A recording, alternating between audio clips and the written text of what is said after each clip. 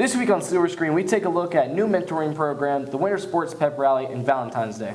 Good afternoon, Dutch Fork. Today is Friday, February 12th, and your Silver Screen report starts now.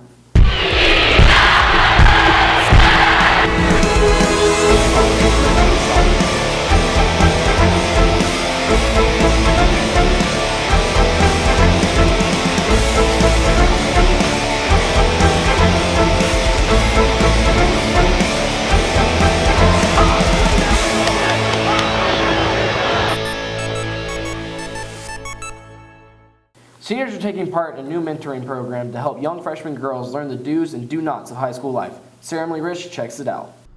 Excited students and mentors met this Monday for the weekly Fierce Foxes mentoring program for freshman girls.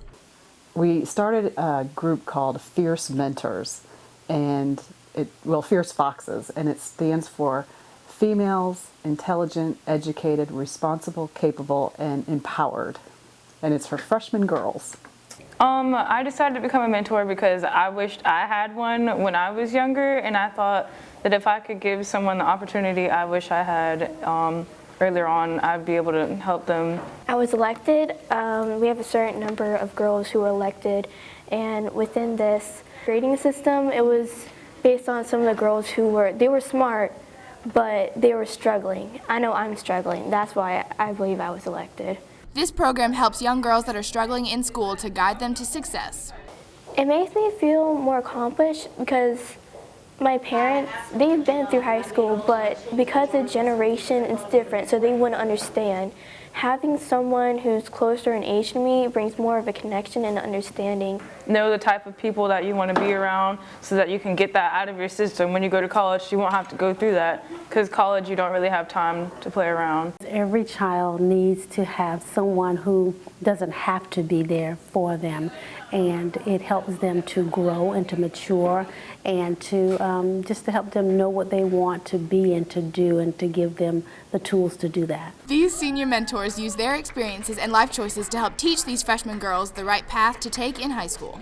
I want every child to have a level playing field in this district, and to have a mentor, to have someone to help invest in them. I tell them a lot about my own personal experiences, the kind of do's and don'ts for high school for me. And I just, I can only hope that she applies them to her own life. This has been Sarah Emily Risch with your Silver Screen Report. With the South Carolina primary quickly approaching, students involved with the Donald Trump and Hillary Clinton campaigns are looking for your help. The campaign would like us to get 4 buses filled with students from across the entire state to go around, make phone calls at the phone banking centers in the state, which we have 4 of, and then also go door to door asking for people, seeing whether or not they will support Trump in the upcoming primary on the 20th. So the best thing to do would be to talk to me or go down to our headquarters, which is 1529 Richland Street. We're there pretty much every day. We have phone banks from 6 to 9 p.m. on Tuesdays, Wednesdays, and Thursdays. And we also phone bank on Saturdays. If you are involved in the campaign, please stop by room 252 and let us know. Now we take a look at last week's Winter Sports Pep Rally. Sam Aaron shows the spirit.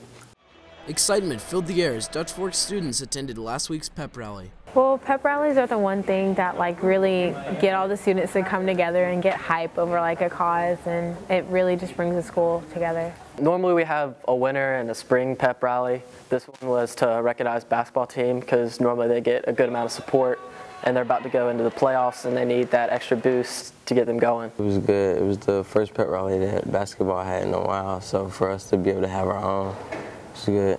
I think it pumped them up going into this last week of region play and into the playoffs. I think it really helped their spirits to know that the student body and everyone's backing them up to hopefully make a deep run this year.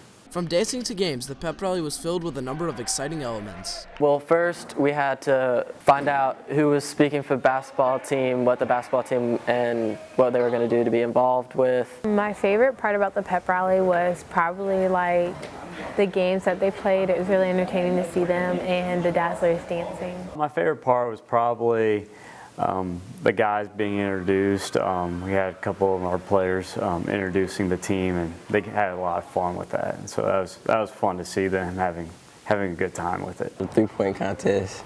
So basically you pick 2 people from each class, and we just went out there and went against each other. The Student Council also came up with an idea for the new Class Cup. Altogether, we had an idea of the Class Cup, and basically it's every grade participating against each other in a competition to see who wins. And it's like academics, pep rally games, it's a bunch of things. Overall, pep rallies are a unique way to bring the school together. Basically, people get to see that all your hard work, like they get to notice you that you made the team and you worked hard for that. So for people to see that means a lot. I think that like we should have more pep rallies about, like we usually have it about sports, but like for the Be a Fan run, we could have had one for that. Pep rally was great. We had a lot of fun. Just come out and support us. We got one more home game this Friday versus Lugoff, and then hopefully we'll have a home playoff game this year. This has been Sam Aaron with your Silver Screen Report. The SAT word of the week is boisterous, an adjective meaning loud and full of energy. So Caleb, this week instead of covering a story, you got to be the subject of one. What was that all about? Well, Thomas, Dutch Fork graduate Lakin Ravinsky is now a journalism student at USC. Lakin and one of her classmates came here earlier this week to profile me for a story they're working on in their broadcast class. Malik Brazil tags along. USC journalism students came here to Dutch Fork to do his feature story on one of our students. We are doing a project for our visual communications class, and basically we just have to do like a feature story and have it kind of revolve around the world of journalism. Decided that we were going to feature a young journalist, which happens to be Caleb Hanna. I've known him for about 4 years, so we just decided to use him for our project. The process of putting the story together is very similar to what we do here on Silver Screen. So basically what I like to do is I like to kind of do a pre-interview with whoever I'm going to be filming, which happens to be Caleb, and like I said, I've known him for a really long time, so that was easy. So I like to get to know them a little bit. Well, it's kind of easy for us because Lakin knew Caleb, and so we kind of had connections here. And we just kind of divvied up our team into who has to do what for the project. One of the USC students, Lakin Ravinsky, has used the skills that she's learned on Silver Screen and taken them into the real world. So Silver Screen was awesome for me. It was actually life-changing. When I saw it, I thought, dang, that's taken my creativity to the next level. And so I went for it, and I can't tell you how thankful I am for it. It honestly changed my life. I found who I was in that room, and I was able to take that out of high school. I started a business right out of high school. I started filming weddings. I've made upwards of $10,000 since, just because of my video skills. I've gotten 3 jobs on top of that, all just different internships, and they hired me only because I had video skills. And so these things are life skills that you can take outside of this place. You can take outside of high school. If you're interested in joining the Silver Screen staff, come to room 252 and talk to Mrs. Medlock Green. This has been Malik Brazil with your Silver Screen Report. Art teacher Blakely Shealy's 3D design class has been working on a project designing unique flower pots. Here's Adam Amick with the story. Blakely Shealy's plant recipe project has students make a unique home for a plant of their choice. The students currently, they have made planters to support plants' needs. So they found a plant, and then they researched the requirements that the plant would need, if it required certain soil, a larger container, if it needed to be watered from within the plant, and then they built a piece focusing on form and taking into consideration the function. We are making different sculptures to hold our plant, and so it's based around the kind of plant that we have. Many different techniques were used to create this project. Lots of research about the plants themselves was done as well. They brainstormed some ideas, and then depending on what they were building, they had to decide what construction method they were going to be using, if it was slab or coil or a drape mold. I have to do a lot of research on the plant and what the plant needs, like if it needs a lot of water or if it needs soil and how much. And then you kind of just build the pot around that. The project is seen as something more than just crafting a pot. I want it to be usable and functional and something that I can keep around my house for years to come. I want a stable environment for my plant to grow, but I want it to be visually pleasing so people don't just look at it and think it's a plant, but it's like more than that. The final project is the planters, and we hope to have them on display at Woodley's Garden Center. This has been Adam Amick with your Silver Screen Report. Hey Thomas, do you know what this Sunday is? The 1 week anniversary of Super Bowl 50? Nope, it's Valentine's Day. Lindsay Long spreads the love. Although Valentine's Day is celebrated all throughout the world, most students don't believe it's an actual holiday. Valentine's Day is made up. I think it's more of like a couple thing. Like I think it's a good message overall, but it's more of like a couple thing. It's made up for fun. Well, I don't think it's a real holiday because it's just there's nothing really to do, and it just celebrates love. For myself, it's not something that we necessarily celebrate. Valentine's Day gifts are simple and ideal. With the overflow of chocolate and teddy bears at stores, it is easy to find a gift for a significant other. If I were a boy, and if I wanted to give a girl something, I would just make sure what she likes and what she doesn't like. Give her stuff that she likes, and just if she's doing a sport, then just do something about the sport. Want to receive maybe a card? Cards are nice. Instead of buying mainstream presents, some people send personal gifts. Decided to do something for her, and again, I just didn't want to do the standard thing. And so my class, we went down, we interrupted her class, went in, and I had put together some crudely presented math lesson that somehow or another equaled out to 90 degrees, and it ended with, you're 90 degrees.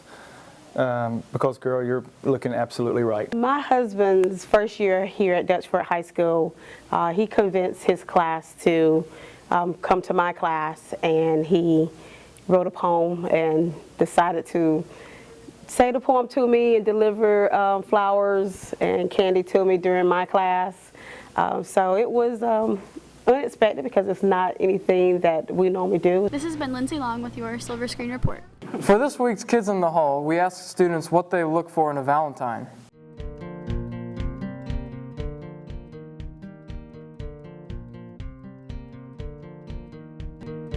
What I look for in a Valentine is someone who's sweet, someone who's caring, and that will show affection. I don't really look for a person that's a jerk, or if they don't like to hang out with other people. I like people that are social. Is kind and pays attention, and it's just really nice and cares about you. She needs to have a good heart, and she needs to be smart. Now for some announcements. Literary Magazine still needs your submissions. Email your original poetry, short stories, plays, and artwork to dflitmag@gmail.com. The LitMag staff would also love for you to join. Meetings are Thursdays after school in room 252. See Ms. Medlock Green for more information. One of the maintenance workers at the district office lost everything in an apartment fire and is in need of towels, keying, and full-size bed linens, kitchen items, and furniture. Donations are being collected in the main office. Mindfulness training will be available during all academic enrichment times next Tuesday. See Teresa Farrell in the school counseling office for more information. Here's Thomas with more. Thanks, Caleb. Prom Blast will be held in the Commons during all 4 lunches on March 3rd. Prom will be April 23rd at the Columbia Metropolitan Convention Center. Dance 5 Honors auditions will be March 1st. See Ms. Haynes for more details. On Wednesday, the State Department of Education named Dutch Fork a Palmetto Gold winner. We'll have more details on our next show. Monday is a holiday for students and an in-service day for teachers. Because of the holiday, we will not have a show next week. We'll see you again February 26th. Thanks for watching. We'll see you in a couple of weeks. So, Here we go. Archie. I'm good. Yeah! I have no love life. All right. My mic fell off.